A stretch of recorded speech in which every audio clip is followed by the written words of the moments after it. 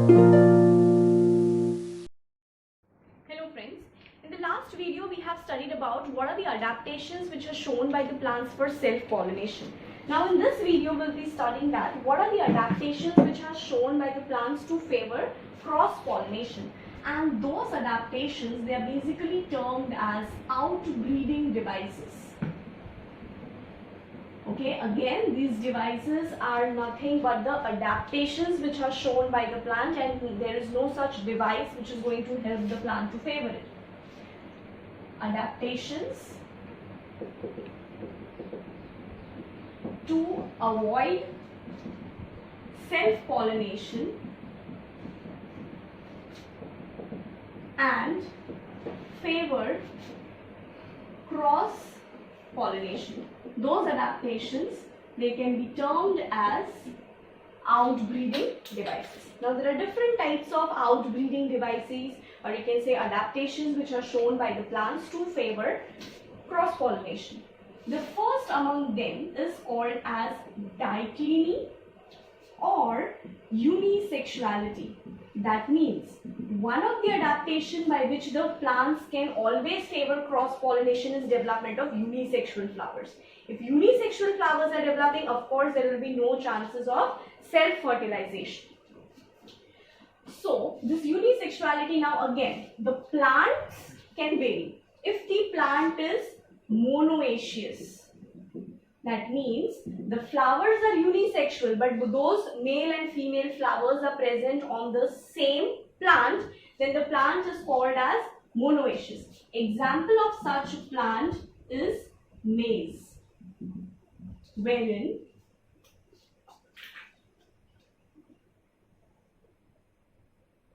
the plant, as I said, is monoecious, but the flowers are unisexual. There will be a female flower and a male flower separate. Fine. Or the plants can be dioecious.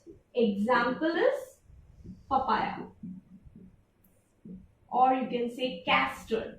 In these type of plants, what will happen? Plants are themselves separate. One is going to bear a male flower and the other one is going to bear a female flower. This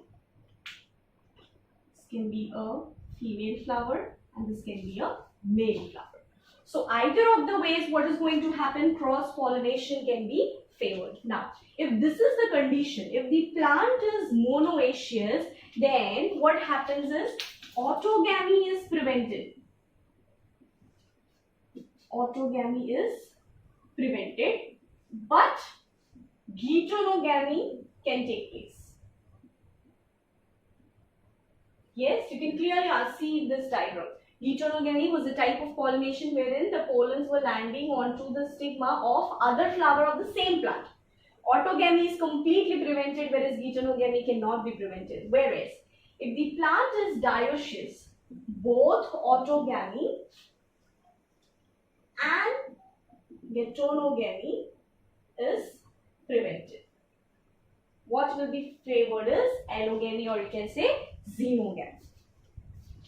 The second adaptation which is shown by plants to favor cross-pollination is called as dichogamy.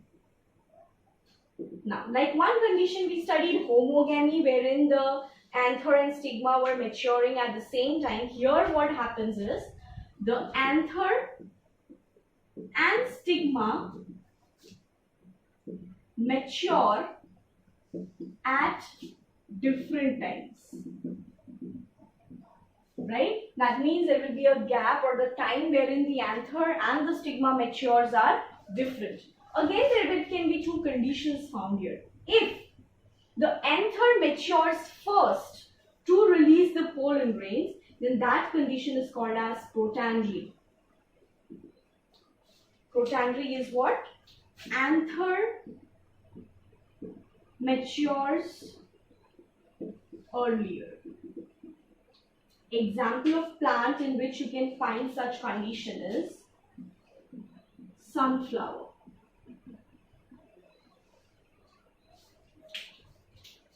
The second condition what you find is protogyny. Now what happens in protogyny is the stigma matures earlier than the anther.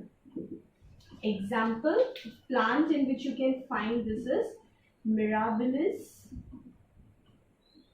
jalapa. Fine. So what is happening here in case of dichogamy? The anther and stigma, they mature at different time intervals. If anther is maturing first, it is called as protandry. Anther mature ho gaya, but the stigma is not yet receptive. There is no use of pollination process taking place. Then there is protogyny. That means the stigma matures earlier as compared to the anther. If stigma matures but there is no landing of the pollen grain on the stigma, again there will be no fertilization process taking place. The third type of adaptation which is shown for cross-pollination is called as prepotency. Now, what happens in case of prepotency is, let us suppose that this is the stigma of a flower. This is the pollen grain which is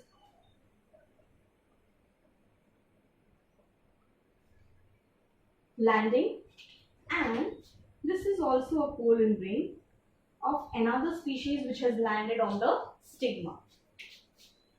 This is the stigma. Now in case of prepotency, what happens is, here of course the pollen of the same flower can also fall on the stigma, as well as the pollen of some other flower can also land on the stigma. But if this is the condition, then the pollen of the other flower is favored, or it is going to germinate first as compared to the pollen of the same flower.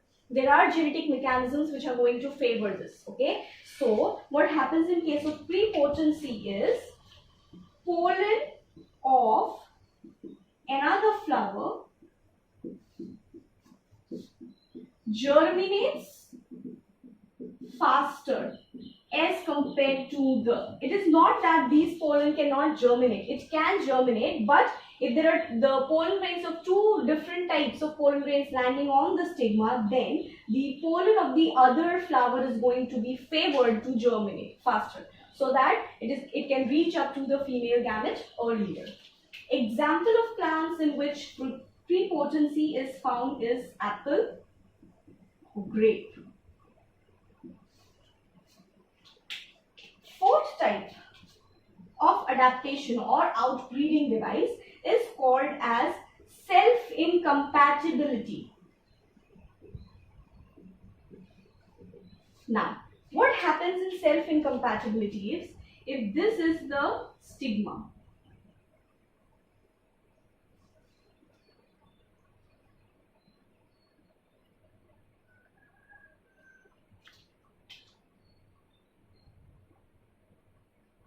the pollen with the same color is indicating that it is from the same flower.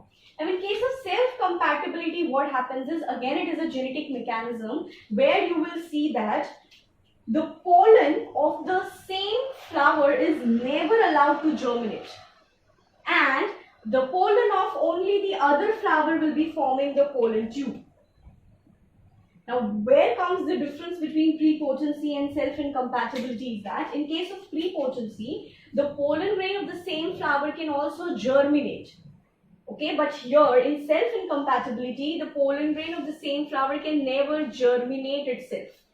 Germination of the pollen from some other flower is only favored. So it is called as self-incompatible. Self-pollens are never compatible for formation of the pollen tube. Example of plants in which you can find this condition is potato, and say tobacco.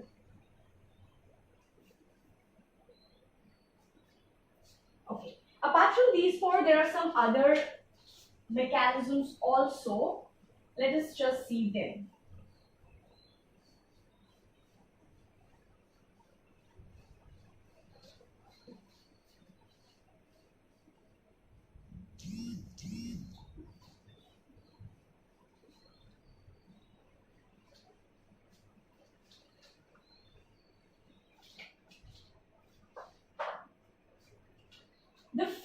adaptation for the outbreeding device is called as heterostyly. Now what happens in heterostyly is that the style is of different lengths. Okay, in certain flowers you will see that the style is of different lengths, and as a result of the variation in the length of the style, self-pollination cannot be flavored. For example, if this is the receptacle,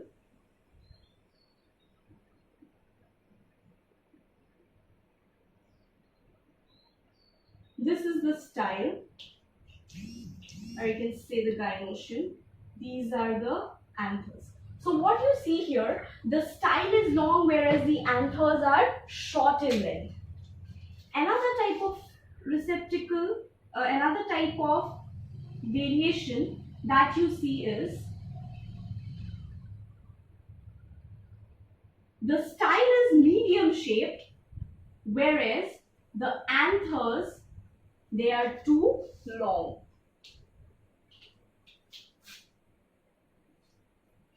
Also, you can find certain flowers in which it is normal.